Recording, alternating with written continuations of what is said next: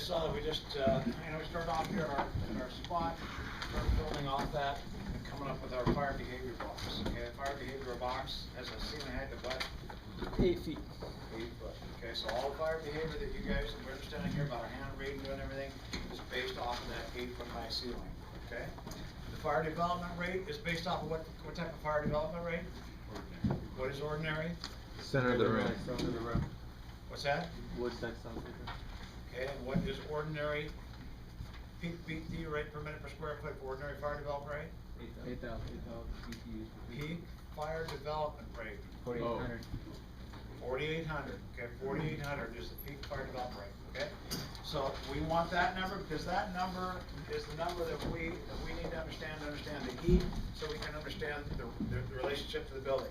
So this number here, even though it doesn't say that in the ASTM test, ASTM is based off of ordinary fire development. Okay, that ordinary fire development means it's releasing at this rate then. Okay, which means then that meets this rating.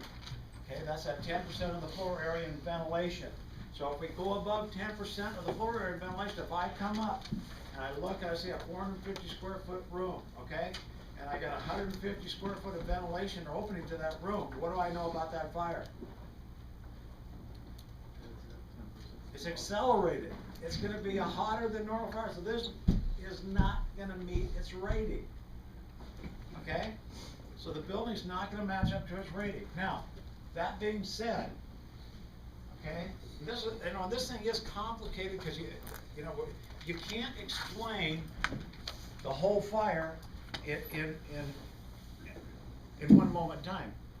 Because the fire's not one moment in time. It travels over the full duration of that time temperature curve. Okay, so are you explaining the fire at incipient, fully developed, or decay? So you got to pick a time in there to explain that. Now you can't explain, one explanation doesn't cover it all. So you have to go over multiple times to understand that, and multiple, even at full development, the fire has multiple descriptions of what full development is. Okay, because there's full development below ordinary development, and there's full development above ordinary fire development, and then there's ordinary fire development. Okay, and then there's conditions that take place within each one of those that we have to understand. Okay, so we have to be able to recognize what we see.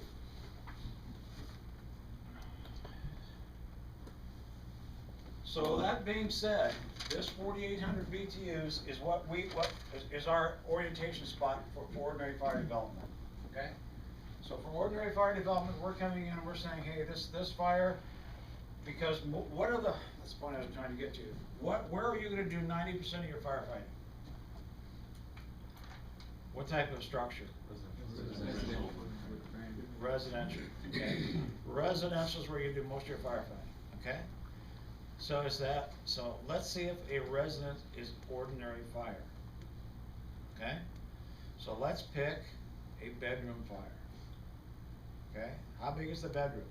First off, how big is the average size house being built in the United States today?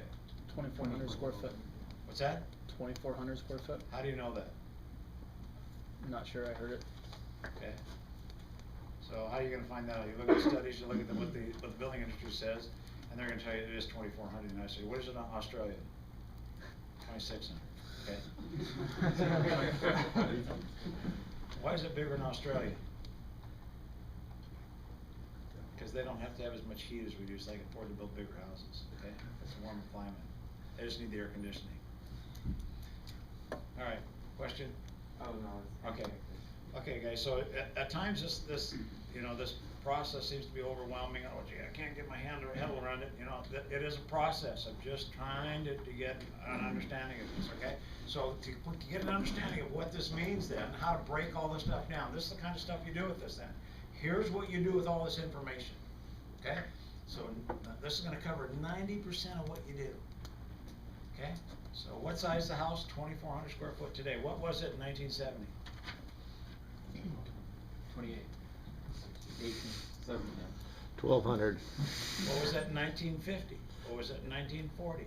9. Each year, every year, the house has changed. Every decade, there's a different size house.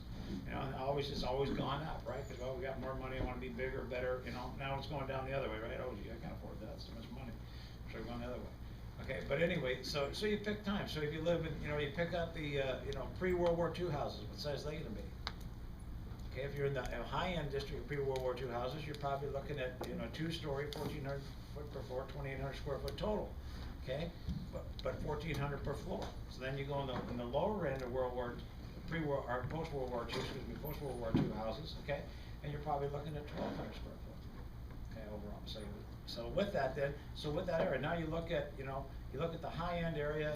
Now today, the houses out on like in Muckletay Boulevard, the higher end district, what size house is going to be? 5,000 or 6,000 feet, maybe 10,000 square feet. Okay, so in areas they have different size houses. So you're going to know that before you leave the station. Why are you going to know that before you leave the station? Because you know your district. That's what you're paid to do, or that's what you put your hand up to do. Whether you're paid or volunteer, when you put your hand up, you said to the public, I'll do the job. So they expect you to know your district and know your job. Okay, so when that address comes in, it's going to tell you what size the structure is, because you're supposed to be familiar with your district. Okay, so that being said, we pick an average size house. Okay, whatever house, 2,400 and under. Pick a bedroom. What size are the bedrooms? And so is it a master bedroom, or is it just a child's bedroom? What size is a child's bedroom? 10 by 10. Let's pick 10 by 10 then, okay? So 10 by 10, okay? Is that fire in that room gonna be, what type of fire are we gonna get in that room? When it's fully developed, what type of fire is that? Is it accelerated, ordinary, or less than ordinary? Less than ordinary. What is it? Sorry, Kurt Peterson, it depends on if the doors and windows are open. So what is it? Yeah, give it to me both ways. What is it? We got the window up. Is the door which gonna go first? Window. Okay, so what size is the window? 3 by 4. What size is the window?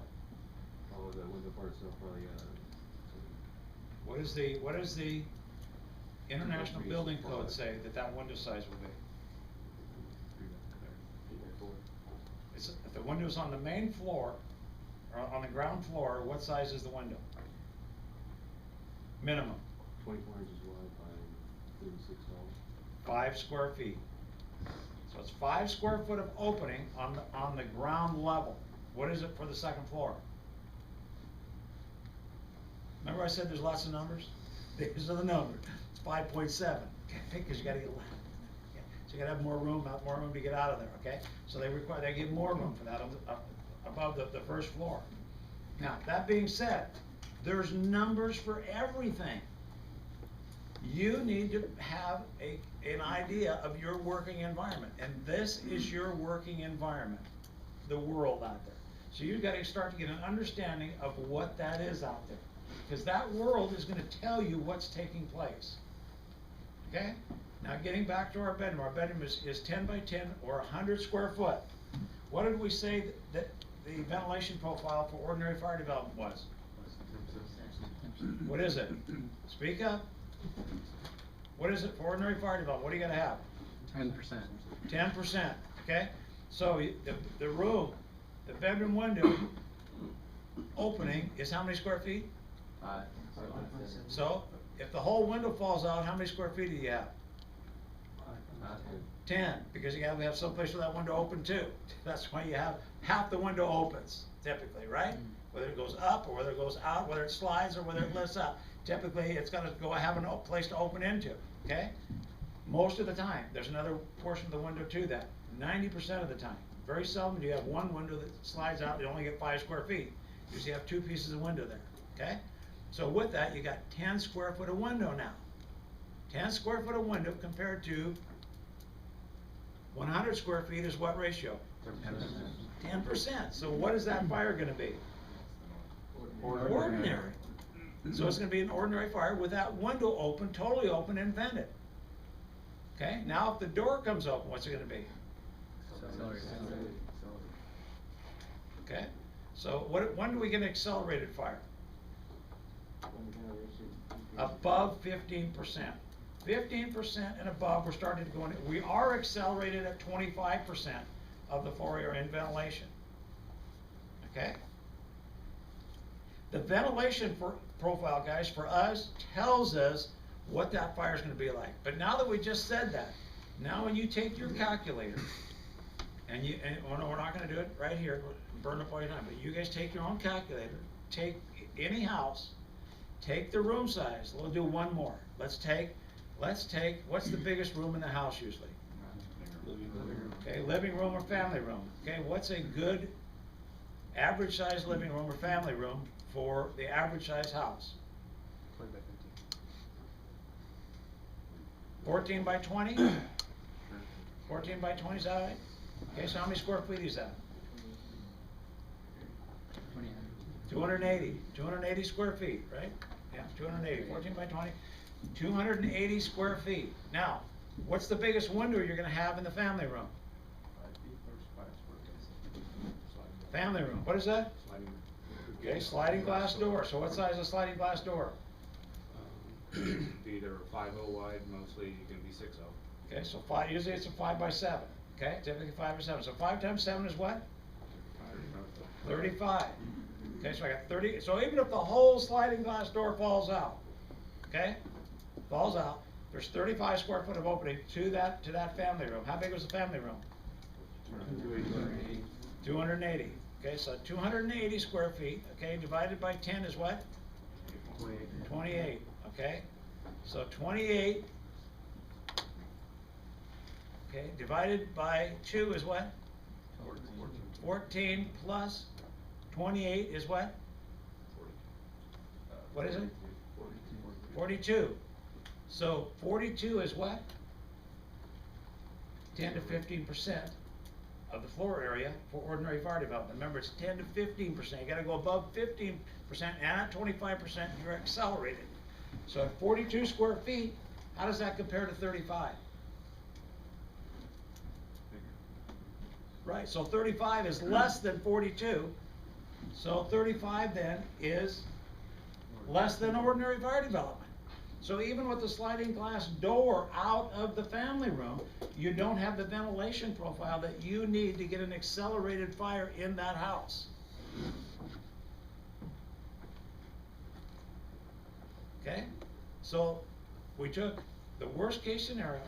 Doesn't mean you can't get that. But in general, you're gonna be a ventilation controlled fire at ordinary fire development.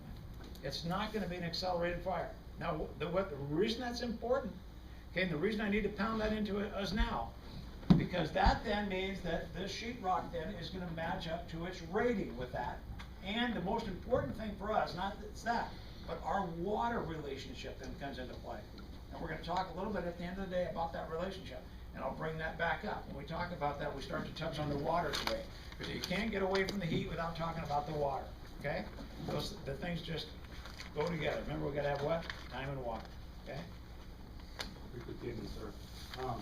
Curiosity's sake, room and contents bar, let's say living room, 200 square feet, but you've got multiple ventilation sources, you've got multiple windows throughout the structure. Okay. I mean, it seems like we're just talking one room, one window. That's right. So and you can do that. So with that then, so how much can you have with that? And then as you look at that, you look at the Northwest Energy Code again, where are you gonna come out at? That's like the Northwest Energy Code restricts how many windows you can have in your house. Why? Preserve energy, so you don't lose energy. And typically what that comes out to be is 15% or less of ventilation openings. So as that fire grows and develops, it's gonna come into ordinary.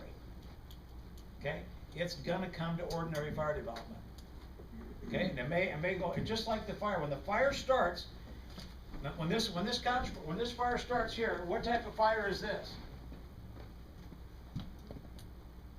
It'd be accelerated, right?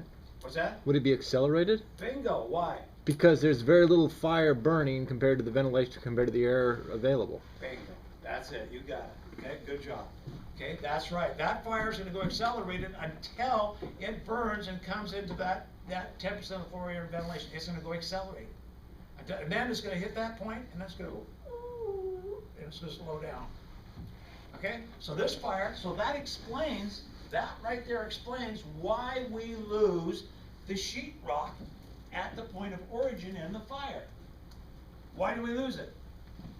Because it's accelerated at that point. So it means what? That it's hotter than what the sheetrock is rated for. Therefore, it doesn't last as long, and it fails before it's rated. And that's why. Because it has the air, and it can burn hotter.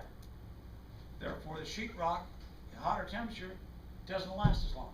This is rated at that on that time temperature curve for 1 hour. When that heat release rate goes above that rate, it cuts down the life expectancy of this sheetrock. And it fails. Okay, but then you notice then that after that fire was developed, we only lose the failure. We don't have failure all the way through the structure. It's typically at point of origin. That's because then it goes into that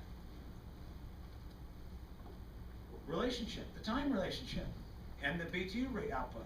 And it matches up to your time for where you arrived, therefore it can't burn long enough for it to lose its memory. Okay, all those pieces come together. Okay, so if it don't make sense, start squawking. Squeaky wheel gets the grease, okay? If you're not understanding it, speak up. Go ahead. It's just, I missed that. Why is it accelerated? And does it go, are you saying it goes from an accelerated, point into a Ordinary. Ordinary? Yeah. Why? Why is the? Okay, because of the, if I have my fuel here, okay, this couch right here, what determines is the surface to mass ratio and air determine the heat release rate.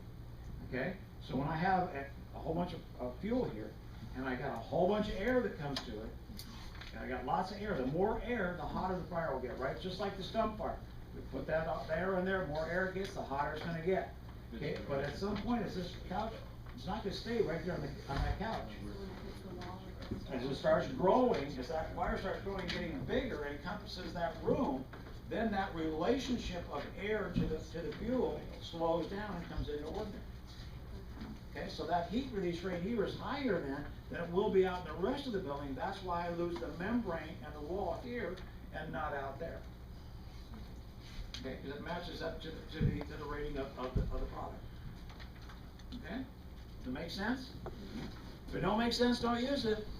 Okay, it has to make sense, guys, and that's what we got to try and understand. That's why we want to start understanding these pieces. So when we come in, it helps us determine what took place and what's going to take place. It helps us figure it out before we have a problem. Okay.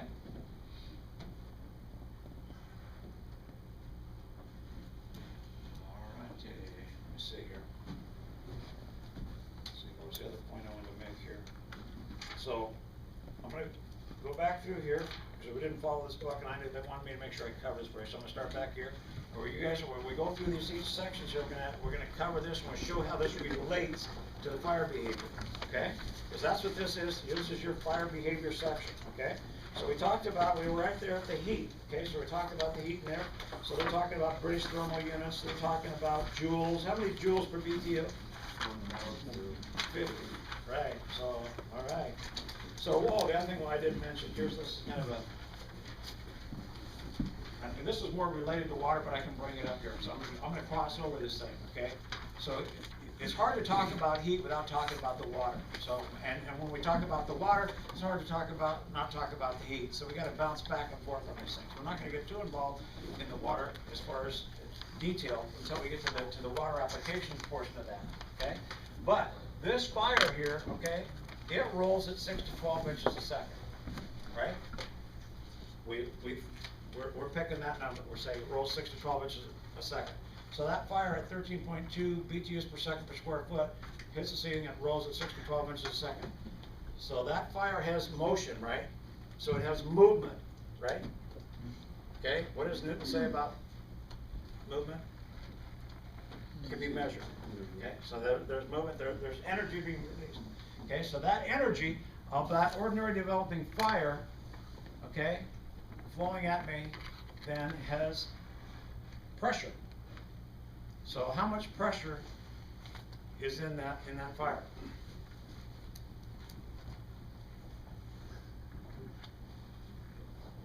How much pressure is in that fire?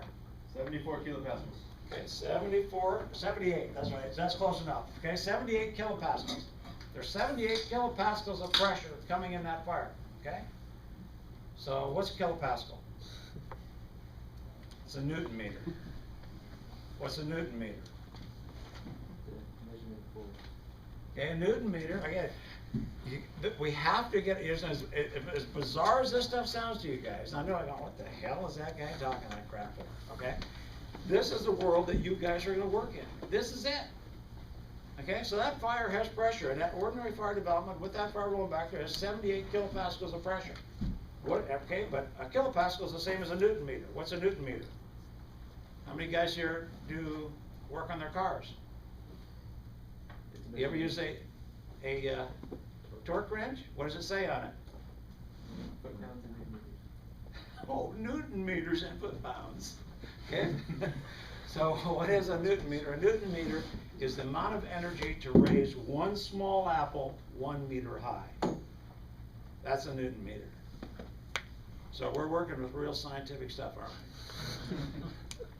Guys, this is ballpark stuff, but the important thing here is to know the relationship.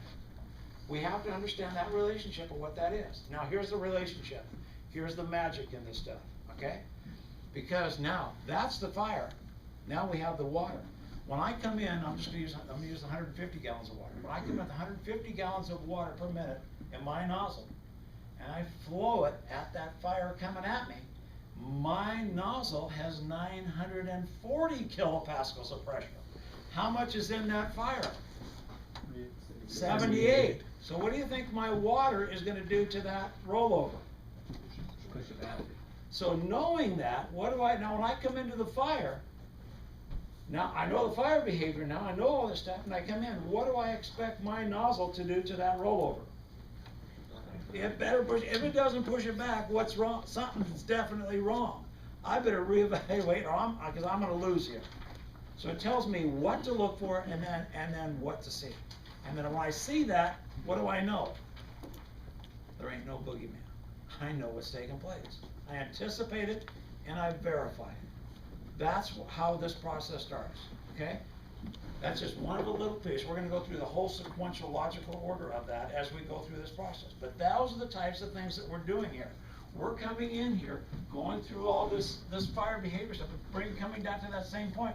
But what I'm bringing this down to is, I know that my water has more pressure than that rollover. I expect that rollover to be pushed back. Boom, out in that line, that rollover goes back. Boom, problem solved for that moment in time, that split second. But immediately I'm going beyond that. So I jump right out of that, and then as soon as I do that, this is the way it goes. That's, okay, well, there's a whole bunch of stuff that came before that, and we're gonna go over that here. But this thing, it has a logical, sequential order to it. So as soon as I see the reaction, then I'm gonna look for control. Then as I look for control, then I'm gonna look again for that reaction of that conversion of that water. Because I know the water, when it phase converts, it's a violent reaction, and it has a number to it, okay? And it gave that number here in the book. What was that number? 1,700 times what? It's size. For 1 cubic foot. I don't know. Per drop. Okay. Per That's drop. right. What page was that on here? Let's find that for a minute. I know we'll go Goes over. in the, See if you guys can find that number. I think it was towards the end of the chapter. Since we're there, we'll jump back to that right and then come back.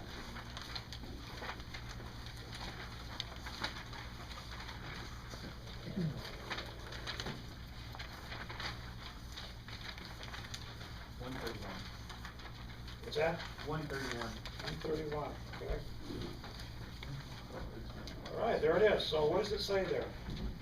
It says, when water is converted to steam, it expands approximately 1,700 times. Okay, so, and this is, remember, what did we talk about these guys here? Do we need to look at it? What do we say about these? And remember, this is just my rant, but what I say, they don't give us all the information. Well, what does that mean? 1,700 times, what does that look like? So 1,700 times what? Somebody explain that to me. I got 150 gallons of water, what does that mean? What does that look like? In the airspace, that volume of water would take up 1,700 times more space as it did Well, show me before. that relationship, what does that look like in here? That's my point, okay. So what does that mean? They didn't put the whole thing in there. See, these guys, they grab pieces and they take out, what the test says, where they came up with that 1,700 times, they said, hey, look, we're gonna test this, we're gonna use 1 cubic foot of water. They got a measurement they can use, they use 1 cubic foot of water. 1 cubic foot of water equals how many gallons? 7.48 gallons. So I take 7.48 gallons, it will expand 1,700 times its volume, okay? So with that then, so if I take 7.48, where's your calculator? Divide that into 1,700, what does that mean? What does that come up with? 227. So if we say that we're 90% efficient, that equates out to 200 cubic foot per gallon. Okay, we're gonna go over this when we get to water, but it's here now, so we're talking about it. So that means 1 gallon of water will expand 1,700 times its volume, or 200 cubic feet at 90%. So now tell me what 200 cubic foot looks like in this room. 4 by 5 by 10. Okay? So I can, that 200 cubic foot, I can show that relationship, or I can do it this way. How big is this room?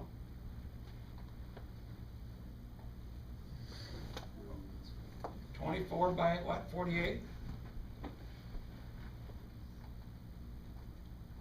1,152, let's say 1,200 square feet. Okay, 1,200 times what? Times 8. Okay, it's 9,600 cubic feet in here. 9,600 cubic foot in here, okay? Now, you're gonna come in here, okay, and you're gonna flow 150 gallons of water in 1 minute and convert all that water. Convert 150 gallons of water to steam. How many cubic foot of steam do you get? 1 gallon? So you take 150 times 200, 30,000. How much room do you got? 9,600. 9,600. Now you got 212 degrees on you. What do you think you're gonna feel like? Okay, you're gonna feel burnt. Why are you gonna feel burnt? What temperature do you get burnt at? For a first degree. What is a second degree? What was that? 132. What is a third degree? 161. So what are you gonna feel like? Bad. Okay. Again, moral of the story, without these numbers, okay, we can't understand our relationship to our environment. So with that, when we know that then, and I know I'm gonna go in there and flow water, what do I know that I'm gonna do? I'm either gonna control my water or get a heck of a lot of ventilation. Okay? Otherwise, I'm not gonna be able to maintain my position. I'm gonna get pushed out or I'm gonna get injured. Okay? I've gotta be able to know what the relationship to my environment is. So, does it make sense now when we look at that perspective of that 1,700 times its volume, when we put that into the science that developed this, when we put the whole sentence in there, which is 1 cubic foot, and we divide that into 1,700, okay, which comes out to 200 cubic foot per gallon. Now we can use that number. Could you use the 1,700? If you can, you're a heck of a lot better than I am. I haven't figured out how to use it, okay? But I can use the cubic foot. I can understand that relationship. And you have to understand that, because when we get to that water, you need to know what that is, both for the NFA application and the Iowa application. There's 2 fire flow formulas, okay? And you need to understand those. Now, this stuff is not that difficult, okay, once we break this stuff down. What it breaks down to, in 30 seconds, we can go over the fire flow formulas for all the tactical strategy and tactical decision making in the fire service in 30 seconds. I'm going to pay you guys for that. Okay, just like we talked about earlier, they're structural firefighting. okay, which is we got no knowledge, heat's in the fire. But we have 3 fire flow formulas for structural. Got NFA, square foot divided by 3, Iowa, which is exterior fire line, cubic foot divided by 100, okay? Applied for 30 seconds, calculated for a minute, applied for 30 seconds. Exposure fire flow formula, 0.25 gallons per minute per square foot.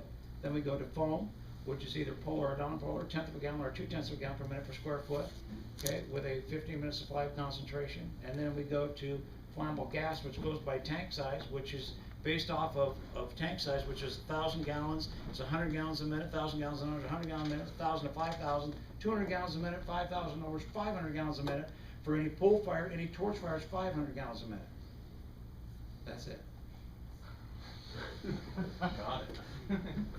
Okay, by the time you guys leave here, you be rattling that off. That's all there is. So when you pull up to an incident, which is a structural firefight, flammable liquid, or flammable gas, you're gonna use that stuff, and it's gonna tell you whether you can or can't fight that fire. It's gonna give you the answer.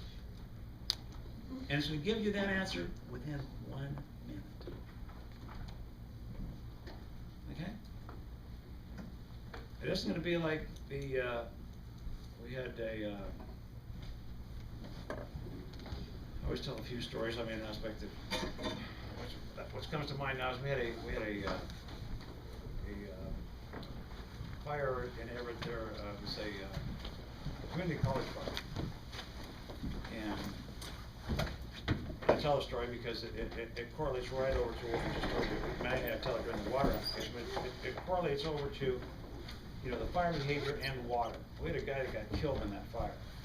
And when I pulled in on that fire, I think I was the last guy in our department to get there. I come in on the, you know, I get to come from a half hour, I lived a half hour out of town.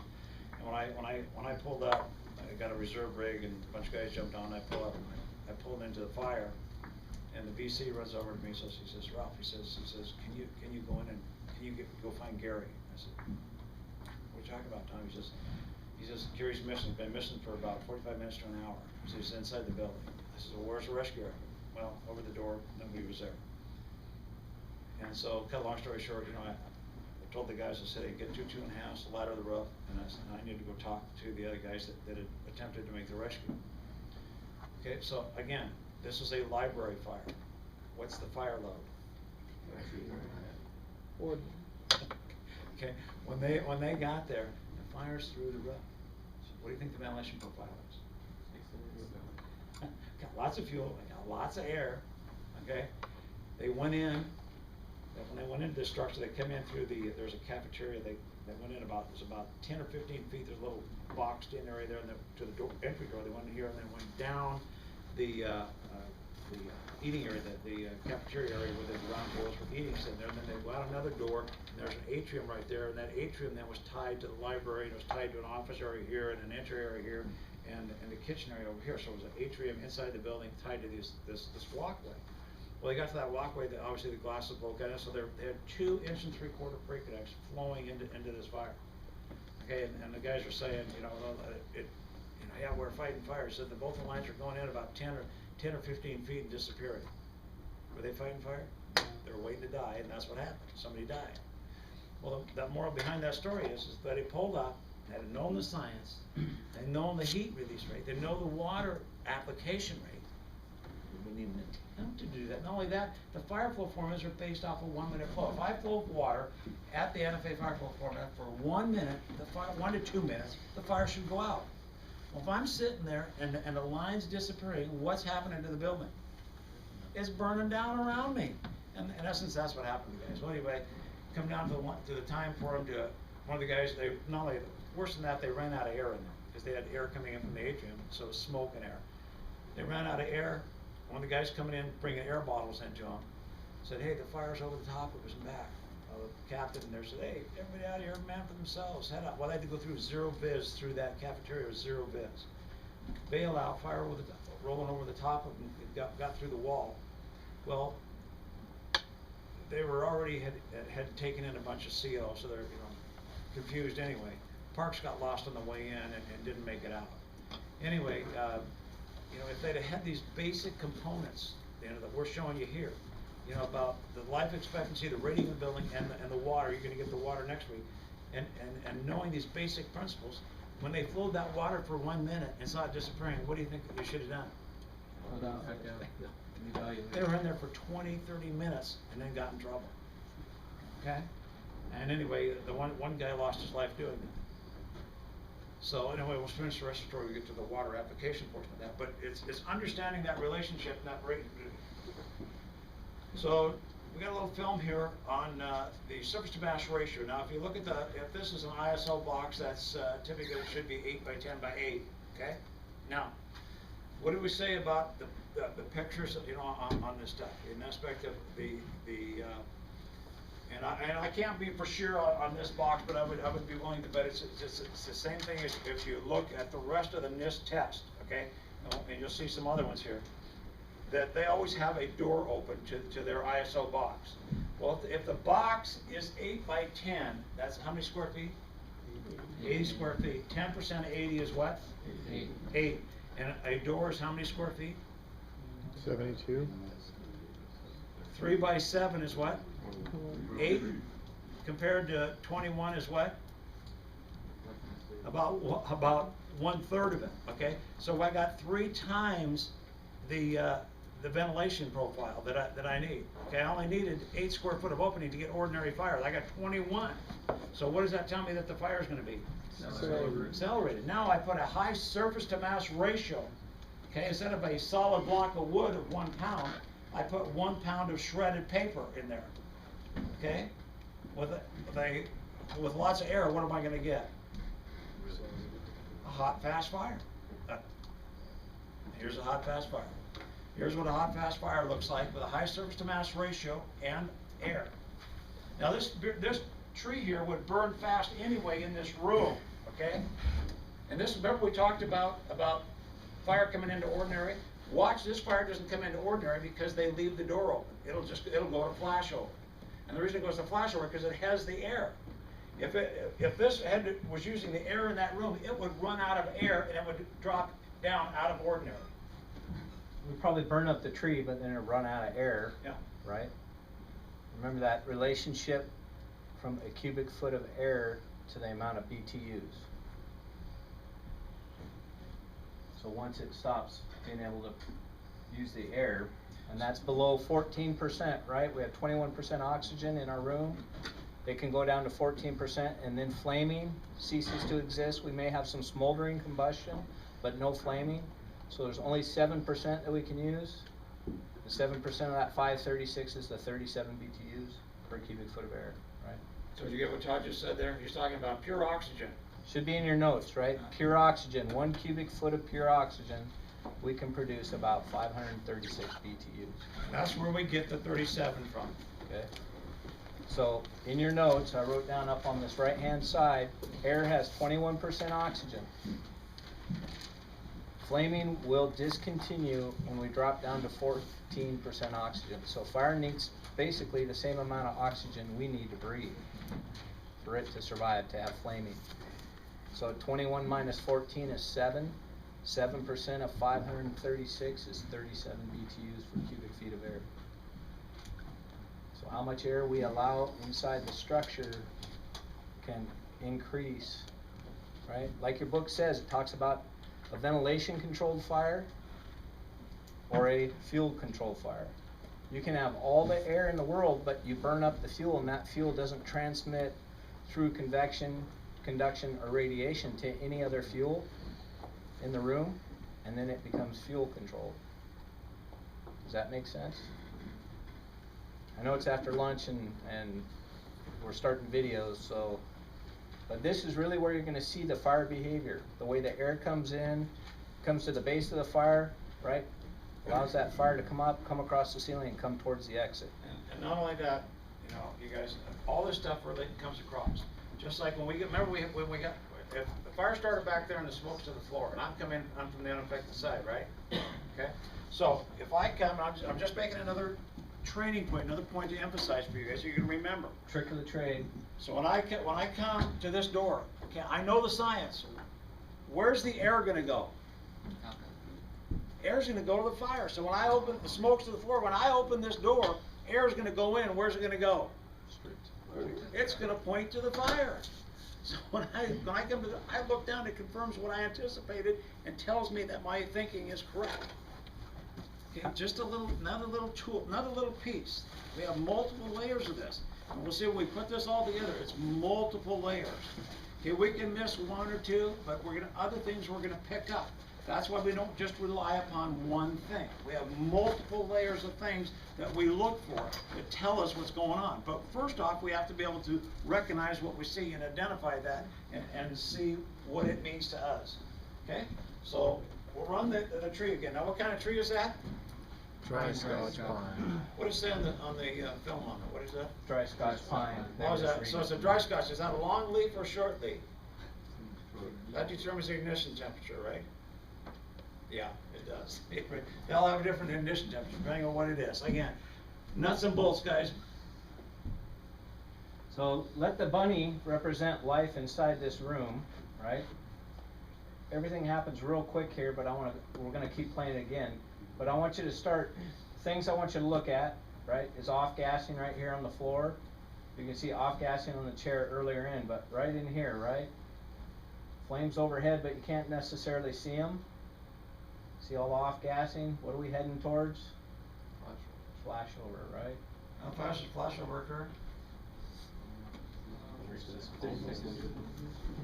Within 1 minute once it starts. Okay, so we're gonna have ignition down here, it's gonna travel up the tree. Look at some of the radiant heat that starts to affect here. Look at the convective heat and how it spreads out in the room, right? And watch how it develops here. Transfers in the room over to the other products. The radiation here, how it spreads to the couch. So why does this fire take off so fast? Bingo. And the fire size compared to the size of the room. What's the relationship of that fire to the size of the room? In other words, it's in the corner, but we got a small block. Remember that we start the campfire, we put everything in close proximity, it all heats up quick? That's why this thing takes off. So if that same tree was in the middle of a large room, what do you think would happen? Probably burn up and go out. Okay?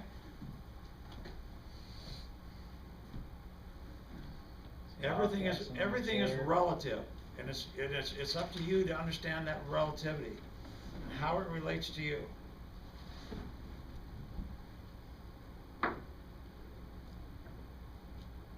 So are you going to see off-gassing on the floor? Are you? No, we won't be in there. There you go.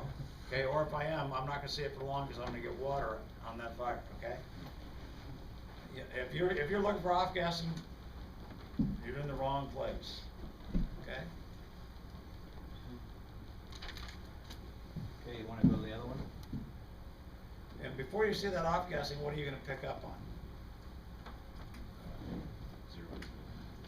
And 500 degrees. there you go. Even before you see that. Okay, that off-gassing is coming way after that 500 degrees of mid-water. Okay, you're going to pick that up before you ever see that off-gassing. So you missed a whole bunch of other stuff before you see that. Not only that, as that comes down, I mean, this is kept clear because they allow that ventilation to go out. You plug that hole with that in a fire that you're going to go into. You ain't going to that fire. You're going to go that from the door. Why the heck would you go into a 10-foot long room? You wouldn't. Same thing with a bedroom fire. You don't walk in the bedroom fire. You hit it from the door. You do a transitional attack. Okay, you don't need to go in there. Your stream will reach out. You can get to that. Okay, but is that fire? The height of that ceiling is what? 8 foot. Fire's hitting the ceiling. How far is it rolling out? 24 feet. Let's go. Look at that. You can see it's rolling all the way out over the top of that room. It's 12 feet, right? Okay. So then we hit that BTU rate. What's the BTU rate off that rollover? 1128. It's above the 0.9 to 1.8. Why is that? Because it's an accelerated fire. It's above 13.2 BTUs per second per square foot here. Remember, that 13.2 is ordinary fire development. Is this ordinary fire development? No. It's accelerated fire development. So with accelerated fire development, that rollover is going to contain more radiant energy. And it's going to heat everything up faster. Okay? So it doesn't have to be that 0.9 to 1.8. It's going to be above that. How do I tell that? I'm really sharp. What I'm looking at, I can pick those little subtleties up. Okay, I can pick that up. I mean, not you're going to see. That's just there's no point in time, moment in time. So if that had a window to it in that room, and I'm walking by that window, So I'm gonna look in the windows, right? I'm always gonna look in the window, but if I look at this, I see most windows are what? What type of frame? What type of frame? Vinyl. Most windows, houses are vinyl, right? There's some wood and there's some metal, but there are a lot of vinyl windows out there. Okay, not just a point, but vinyl, when does it off gas? How many BTUs per minute per square foot for off gassing off of vinyl? 3. So if I walk by that window and I see that the vinyl window start to off gas, and what do I know about the heat in that room? It's above not 1.8, therefore it's into that point of flashover. This thing has got the heat and it's gonna flash over if I don't take steps to curb it off. That isn't the answer, it's one of the things that you can see when you have the science and you're coming up. You're gonna see with that, then you'd expect to see what we're gonna talk about here in a minute, which is the windows, the heat on the windows. You expect to see that window cracked along with that. So I think because of the heat rate of that. We'll talk about the windows here in a second. So Chief, is it possible to see off-gassing? Let's say that I do my 360, I locate my fire, it's on an outside wall. I'm coming from the uninvolved to the involved, which is opposite wall of the fire. When I open up the door, that room is flashing over, and it's on the opposite side of the house, right? Now, I'm not gonna have 500 degrees and zero visibility at my door that I'm coming in. No, you can, I mean, all this is relative. Yes, you could, no, you couldn't. Yeah. It's all relative, so you can paint whatever picture you wanna paint. So in my scenario, what I'm painting is when you will see off-gassing, as that room flashes over, I'm opening that door, right? What do I hear happen on the back side of that house? I hear window failure, it's breaking out. What do I see? You know, if I step back and I look over the house, it's a rambler. I look over the house, I see a big release of energy. That room flashes out, both windows go out. So it's a bedroom with 2 windows on each side, right? The B and the C corner. See that release of energy? I open that door, the fresh air goes in, the heat comes out, it's not 500. I got, right, 400 is not at mid-wall, so I'm going in. As I'm going in, that energy is coming out of that bedroom, and it's coming into the hallway. What can I see on that hallway floor as that flame is rolling across that hallway floor? Off-gassing, okay? What am I gonna do? I'm gonna cool and push that fire back, right? But I'm in a defensible space. So seeing the off-gassing, we're not gonna be in this room when the fire ignites, right? It ignites, somebody discovers it, they notify us, we run to the apparatus bay, we put on our pants, right? We think about the address, the type of building it's gonna be, we jump in the engine, we're responding, we're going through all that stuff. So by the time we get there, we're going hopefully from the uninvolved to the involved. If it's an NFA fire attack, and that means interior fire attack, and we're gonna talk about that too. So let's hustle up through these here. Could you grab that life right there from the door in this scenario? The bunny being the life. Okay. As a nozzle person, what would you want to be doing? The office, you're on the nozzle. The officer's there. It's just 2 of you. The pump operator's back at the, giving you water. Keep the fire from getting over it. Want to keep the fire from affecting that officer, right? You're protecting that officer. So was that bunny off-gassing? Is he off-gassing? He wasn't. We had off-gassing right here, right? And we've got off-gassing here. So that's, you got right here, you got coming across here, and you remember, how fast did that take place? 15 seconds. Pretty fast, okay? So what type of heat do you think got coming over here? Convected and radiant. How hot though? How hot would you think that? Imagine that. Think about your experience with a campfire. Think about your experience with a campfire, how warm a little 4-foot campfire is, and it's not even confined in a room. Okay, you're coming up, Just you a look radiant in there, look at it, see, bing, right now it's off-gassing. See how quick that was? Okay? So when you see 10 that. seconds. You see that off-gassing around there, you're gonna go up and you're gonna grab that person. How are you gonna grab them? Quick. Okay, you gonna be able to do that? To grab them like this, what do you gotta do? Get behind him. How hot is it in there? You don't wanna stand there. Yeah, I mean, What are you grabbing? Legs. What's the closest thing to you on that bunny? Legs. Like, the first thing you can grab, right? And if you got a pike boy, you can use that, and grab with that, or whatever you can do. But that being said, I mean, look at this science again, guys. I want you to start thinking like, you know, thinking through the science and picking the pieces up. So if I see that person off gassing, what temperature is that? For a human body to off gas, The clothes, like the clothes are off gassing on that bunny. So what temperature is that? pretty hot. Yeah, preacher 451. What temperature do you burn at? 118. Well, yeah, 161 for 3rd degree, 2nd degree, 132. So if I go over there and grab that guy's arm, what am I gonna get? I'm gonna get a bunch of skin. Okay, so I better grab onto him tight. I want a good grip on him to pull him out of there. Okay, and you'll run into some people like that in your career. You grab onto him and you pull the skin off him. Hopefully you never do. Okay? Now, that being said, that's what this site, you're gonna anticipate that, so you grab on, so you don't have to learn the hard way, and you end up with a handful of skin, okay? Grab on tight and pull that person out. And when that officer's doing that, that nozzle person is applying water into that overhead, right? Pushing that flame back and hopefully coming back down on that tree to cool that fuel below what temperature? What temperature would the tree ignite at? 451. 451, right?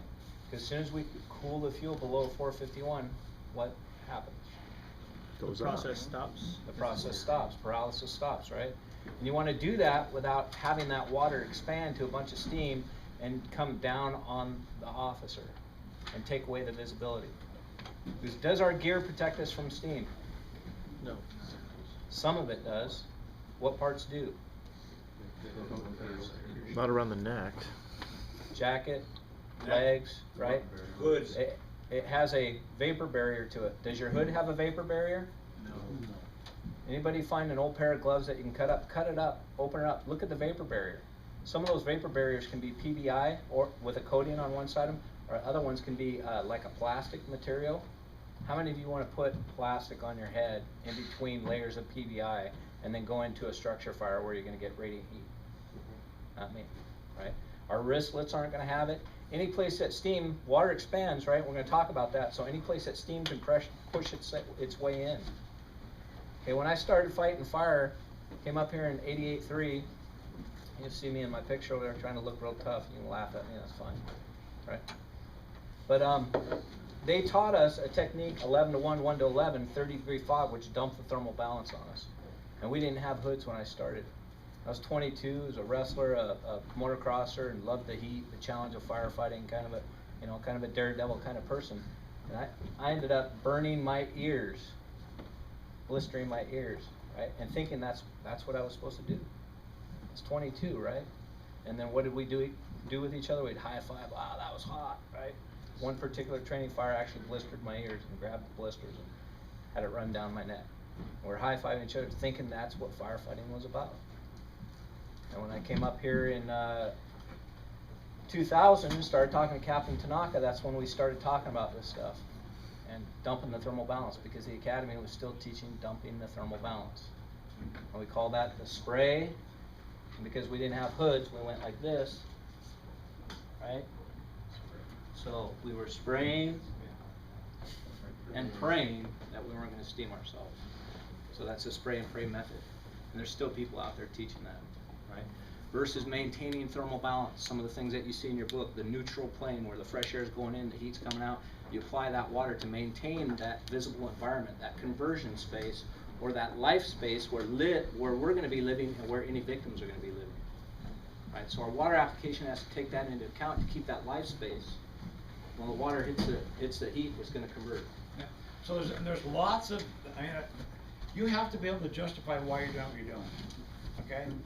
You'll see that this is, at the end of the day, you've got to be able to say why I did what I did. Okay? And our industry has a hard time doing that right now. And what you'll see is that there's a lot of controversy in that, though, because I say, when we get into this thing, you'll see that there's lots of variables that can take place. So you got to be able to manipulate those things to be able to justify why you're doing what you're doing.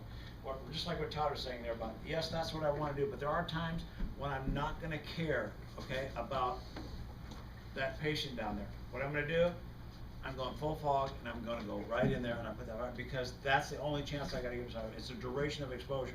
So if that patient is fully involved in fire around that person, what's the fastest way to get him out of there is when that room's fully involved, just go IO up and put that fire out in 10 seconds rather than take longer with a sock off the ceiling, okay? So the variables change, but in general, what we're doing, what Todd is saying is absolutely correct. That's what we want. We want to control our environment. This is all about what we do is thermal balanced firefighting. But what we don't want you to do is say this is the only way. There's always exceptions to the rule, okay? But we got to know what those exceptions are and then how to address it, okay? So we come in thermal balanced firefighting. We want to know how to do thermal balance, okay? So Todd's got the couch fire up again. How'd the couch fire start? Cigarette wedge. Okay, how do we know the cigarette? What temperature is that cigarette? Some type of tobacco, right? Inside the ash on the side. Inside the ash on the side, not on the front, right? On the side. Okay, so it's above the 451. Okay, so we can't get it started. Look, why'd they start it in the corner again, right? What's your book say about the corner? Right. Look at the time we have here versus that Christmas tree fire. So, rate of change, rate of fire development, heat release rate, all those terminologies come down to this. Is the rate of change slower here than with the Christmas tree fire? Absolutely, right? So are you going to see this? No. But what you are going to see from the outside, we're going to teach you reading the windows, and you'll see the rate of change on the windows. You can verify or anticipate and verify it at the door when you get to the door. Okay, and we're going to be talking about that. But we'll breeze through this one, Chief, just one time. You happy with that? And then we'll go to the office fire, show them the commercial fire with a higher ceiling, bigger airspace. Now this is getting kind of dark. I don't know how to lighten that. Does anybody know how to lighten this picture on a computer? Any guru in here? Because on my screen here it looks a little better than that. You can actually still see the couches. But look at the top of this couch right here. See what's happening to the fabric? You think there's flames overhead up here? Transmitting electromagnetic energy down this way, right? To the top of this couch. So that's radiant energy, right? Radiant Electromagnetic. energy, electromagnetic. So how fast does electromagnetic travel? Speed of light. Speed of light's what? 186,000 feet per second. 186,000 miles an hour per second. Okay. So electromagnetic, right? Light energy. What is light energy? Photons.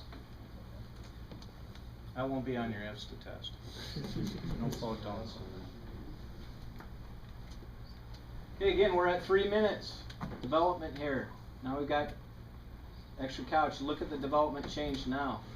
Look at that starting to burn. Right? Fresh air is going into the fire. Heat's coming out. Black smoke. That's unburned fuel. Now it ignites. That's CO igniting.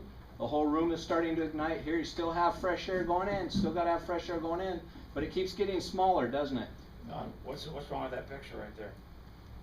It's 3 minutes in. Why don't I like that number? We're not there yet. We're not even responding probably, or we're. I don't like that number because it's not ordinary fire development. Okay, I don't like that because what size is that room? 8 by 10. What size is the opening? 21 square feet, 3 by 7. So I got an accelerated fire, and they're showing you that, hey, this fire is going to flash over in 3 minutes. That's if I have a door left open to that room of that size. I'm going to have an accelerated fire that's going to meet that timeline. Okay. I think in another word to, I mean, I think most of you are grabbing this, but what the chief is saying is that our training materials should match up with that baseline perspective, right? They should match up and give us the timeline that they talk about, the 8 to 12 minute flashover. Well, we're all over the park. They're showing here. All they're doing is showing us accelerated fires, but then they're talking about, you know, fire development, what takes place that. But yet then they're not giving us all the information. It needs to be comprehensive and consistent in what we do, so we understand our baseline. Question. I was going to say, what would be the time frame for something like that without an accelerated opening? Well, what do you think it would be? An aspect, if we went back to there and we took that and we had 1/3 the size of that opening for that fire to take place, what do you think the fire development rate would be? This would be a lot bigger number. Yeah. Okay, that's my point on that. Yeah. It wouldn't be 3 minutes. The number would be a bigger number, and it would correlate over to what the rating of the building is. I always train to the rating of the building because it's a standard. We have to try and get an understanding of what that relationship is, even though it doesn't cross over. you know, for us, completely cross over for us. We can start understanding the relationship of that heat release rate for that, because that's what we have to work with. We have to understand the relationship of that fire. Now, when I do that, so what I would like to see him do, and this is my preference, I'd like to see him. Hold on, Chief. Understand the relation of fire, because he wants you to recognize, be able to recognize ordinary fire development. And why do we want to be able to recognize that? So we can tell whether the fire is accelerated or not. Yeah. Is it slower? Do I have more time? Right? This fire isn't going to grow as fast as I thought, so I've got time, right? Or I only have a slim margin of time. I'm coming up to that, using this example of 900 square feet, right? I'm coming up to that 450 square feet, the 50% involvement, and I've got to hustle to get my hose line in place if I want to go NFA on this. Or I'm going to wait and go Iowa, because there's just no way I can make it there in that short a time. And it's magic, guys, when we get to that point, because what you're gonna see here, so we're gonna show you, you're gonna have a fire of that 150 gallons a minute, and that fire is gonna overtake your water flow capability. The fire's gonna get bigger, and then you're gonna need to use 1/3 of the water you had to start with to put the fire out when it got twice as big. Isn't that a good feeling? I don't know if That's you really magic. grabbed that, but you're saying, hey, I got this fire. Oh, shit. I didn't say shoot. I said shoot. Right? State Patrol doesn't say those words. The fire developed faster, and I thought, hey, no big deal. I know this other technique, right? Boom, use this other technique, and I bring fire back into NFA. So it goes NFA, Iowa, NFA. Right? Okay. We need to give him a break, Chief. It's been an hour after lunch. Anything? You bet. Need a break? Come back, we'll finish up this office fire, and then we'll get into life of windows. And we'll head into fire attack. You guys make sure you get your questions answered.